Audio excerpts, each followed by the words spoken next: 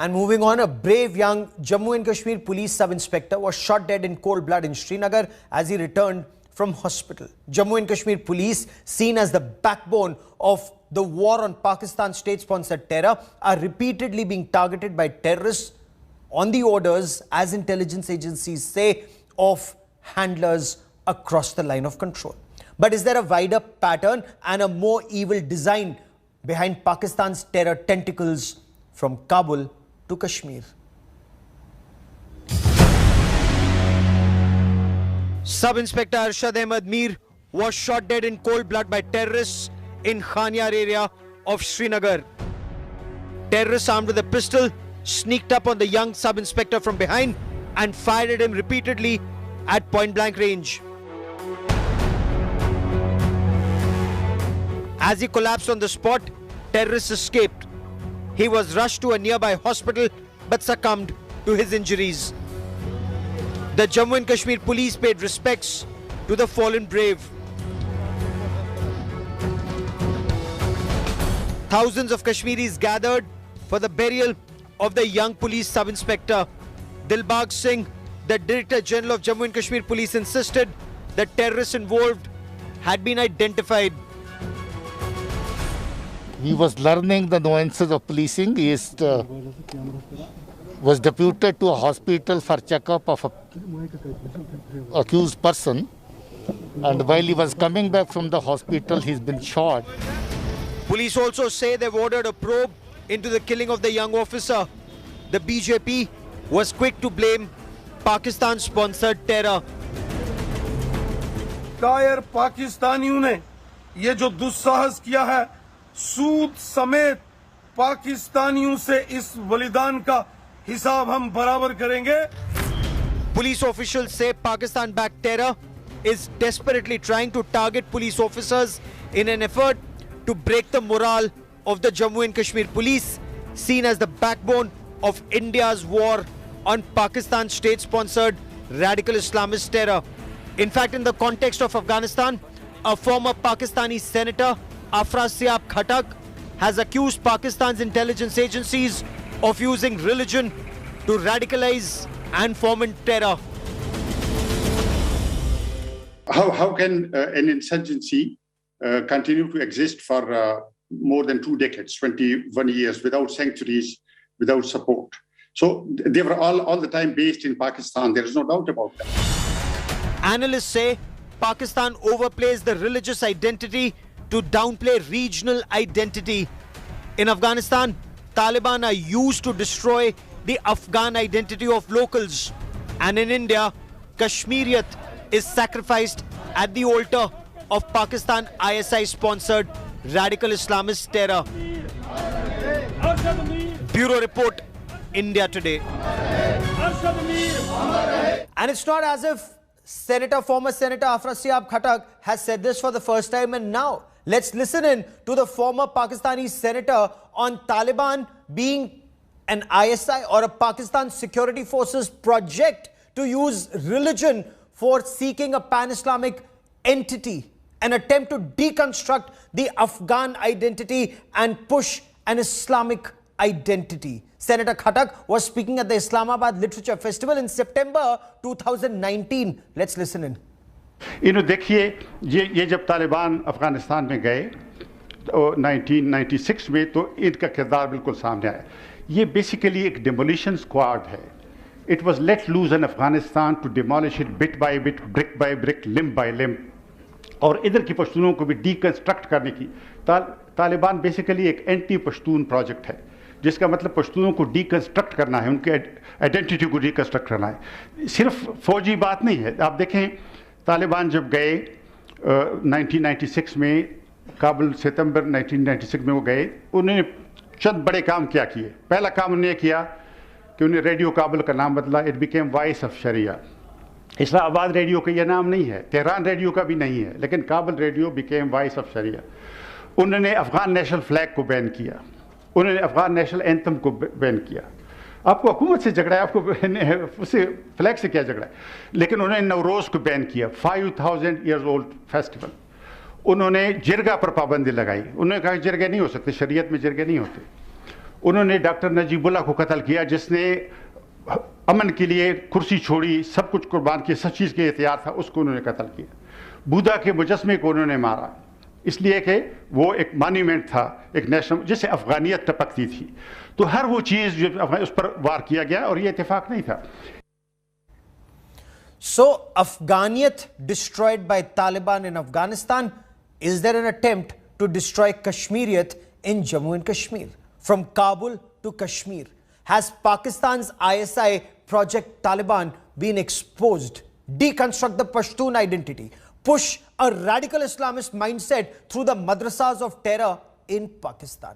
Joining me on India First is Lieutenant General Sanjay Kulkarni. He is former Director General of Infantry, someone who served extensively not just at the line of control but also battling terrorism in Jammu and Kashmir. Also with me is Mona Alam, a senior journalist who joins us from Pakistan. Mona Alam, has former Senator Afrasiab Khatak exposed Pakistan's Taliban project, destroy Afghaniyat, destroy their national flag, their national anthem, the Bamiyan Buddhas, and turn them into radical Islamists? No, Gaurav, I don't think it's a fair deal to base your entire argument on Afrasiab Khatak. I mean, he's someone who's been doing politics on and basing politics on the Pashtun nationalism.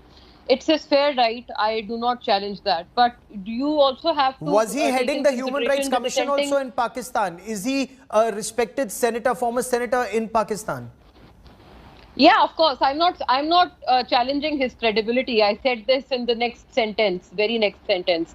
But the point is that his politics is based on Pashtun nationalism. There are also dissenting voices who, you know, allege that he's someone who's backed by the RAW and the MI, and he's someone who's been pitched up against Pakistan in all this context. So, you know, there are also dissenting voices which are far larger in number than the ones like Afrasiab Khatak.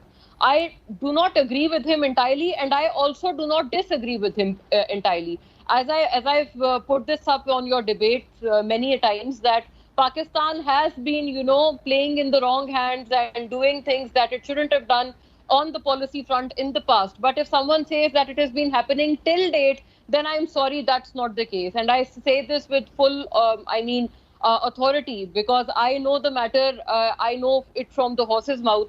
And having said Who's that, the you know, horse? there are... Who's the horse? No, when you say you have it from the horse's The mouth, government. is that DGISI? Of course, or the is that government, General Qamar Javed Bajwa?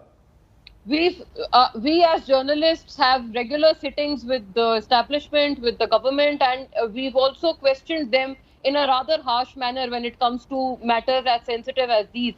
And I'm sure that it doesn't exist because, you know, it's not just the ISI chief who went to Kabul. As of now, there are it was a few countries as well. I mean, the MI chief was here. He had met the chief of army staff.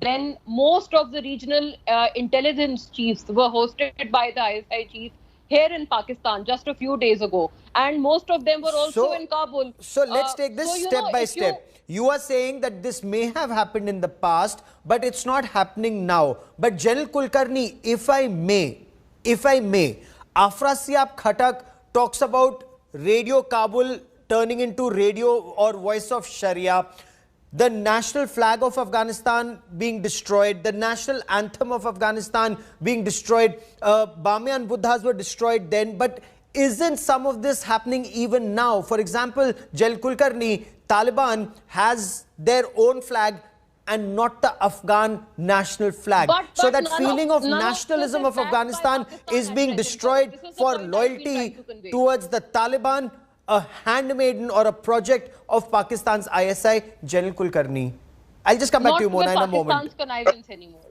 Gaurav, there is no denying the fact that Pakistan ISI has been at it for a long, long time, ever since General Zia was their president. And he has actually Talibanized, I would call it, and radicalized the society of Pakistan. Now, when we are talking about the Pashtun identity, it is primarily, it was with the interest of Pakistan. They wanted to destroy the Pashtun identity so that there is no threat to Pakistan, and instead the threat could be pushed into Afghanistan, and therefore the differences and distinction between Afghans and Pathans are done away with, and therefore, at the end of it, it would be the Pakistanis who would then be controlling and intending to get what they've been desiring for a long time, the strategic depth in Afghanistan. The ISI is responsible for radicalization of the Taliban, of the ISI-K also, of the Al-Qaeda, and also of the Tehrik-e-Taliban Pakistan. Now, what and how they are reacting to Pakistan is a different story. But the initial conduct of Pakistan has been using terrorism as an instrument of state policy. It goes without fail. Or else, why would the Financial Action Task Force grey list and would be Pakistan virtually at all times being threatened to go on the blacklist for terror funding and money laundering? You know, so something which is also hurting Pakistan, and Mona, you know, you can tell us better since, you know, you said you are in touch with and you get news straight from the horse's mouth. There are reports that there have been at least 24 attacks on Pakistani security forces. A lot of them have been blamed on Tehrik-e-Taliban Pakistan, freed by the Taliban as they took control of Afghanistan. And there have been many soldiers and paramilitary personnel who've been killed in the past 1 month. By some account, more than 20 fatalities. This indeed is a matter of concern to Pakistan, you know, because the TTP, we want the Afghan Taliban to take concrete action against the TTP. And our Foreign Office has also issued a rather strong worded statement in this regard, urging the Afghan Taliban to take concrete action against this faction, which, I mean, by Chuck Hagel only, is backed by RAW and backed by India. But now there is no India, Pakistan. And attacks have only increased, Mona. I mean, purely on facts. Purely on facts. That is not the case. Post 15th of August, the attacks have increased after Taliban, backed by Pakistan, took over Kabul. These attacks have increased. And you can tell us, Mona, on facts, how many attacks have taken place in Waziristan? Absolutely, I do not deny that. Rather, these attacks have indeed increased, and this, I say again, is a matter of concern to Pakistan. We've been pressing the Afghan Taliban to act against these elements, which are, you know, harboring terrorism and spreading terrorism here in Pakistan. But having said that, and it seems no action has been taken so far. Yes, no action has been taken so far. They've made some committee, but I don't think it's going to do any good on ground. Having said that, you know, this itself defies the argument that you've been trying to build in the preamble. I mean, whatever that we've been talking about is General Ziaul Haq era. Yes. When, you know, Islamization was propped up to kind of, you know, take up militancy in Afghanistan and fight the USSR. So, you know, all of this has happened then. But I don't think any of this exists at this point in time, because the only factor which you have been attributing as the fall of Panjshir and its its connections to Pakistan was the visit of ISI chief to Kabul. But I, deny that on the ground, that it wasn't just the ISI chief, it was many more intelligence heads who had visited Kabul in all these days. But the fatalities, at least that's what intelligence inputs seem to indicate, and you can tell us whether Pakistani SSG commandos have been killed, Pakistani soldiers have been killed and injured. You know, some days ago, there was an attack on our motorway police. A senior official of our motorway police who was traveling here in Rawalpindi, and and his brother succumbed to the injuries. He is no more, unfortunately. He too was a civil servant. So these attacks have indeed increased. Okay, so, but my question was, Pakistani fatalities in Panjshir is what the grapevine says, but you can confirm or deny that. But General Kulkarni, Mona Alam says, yes, it happened in the times of General Zia. General Musharraf also wrote about it in his book, so which is way beyond General Zia. And the fact that it's happening even now, can Pakistan say, no, we may have done it in the past, we are not doing it anymore, at a time when Pakistan's DGISI was, was at the Serena Hotel in Kabul? There's so much more, but we shall save that for another day. Gaurav, the Pakistan army is the only army in the world which has two countries now to govern and to have their own, Pakistan and Afghanistan. That's the first thing. There also seems to be a tacit understanding for the Taliban having failed to take on Panjshir. The Pakistanis promised Taliban that we will help you getting Panjshir as long as you release all your militants into Kashmir. So there has been a tacit understanding. Don't deny the fact. Masood Azhar has gone and met Baradar, and after that, the way that kind of celebrations were done in Pakistan occupied Kashmir is an indication of the complicities and the involvement of the Pak and the ISI into the entire affair. Okay. Not just that, you will slowly and suddenly find that the ISI by and large have released the ISIS Khorasan group and the Al-Qaeda group have been in touch with sleeper cells in India also. They have also promised them IDs, funding, weapons, whatsoever. And therefore, there is no denying the fact that ISI has now, through all these Taliban fighters, including the ISIS-K and the Al-Qaeda, diverting them into Kashmir because their agenda of Afghanistan having been done, so they feel that their agenda in Afghanistan is over. Now is the time to divert all of their attention into Kashmir. And therefore, is that why police personnel are also being targeted in Jammu and Kashmir, of course, which has been happening for quite some time? But when we talk about Pakistan ISI's Project Taliban, as former Senator Afra Siab Khattak puts it,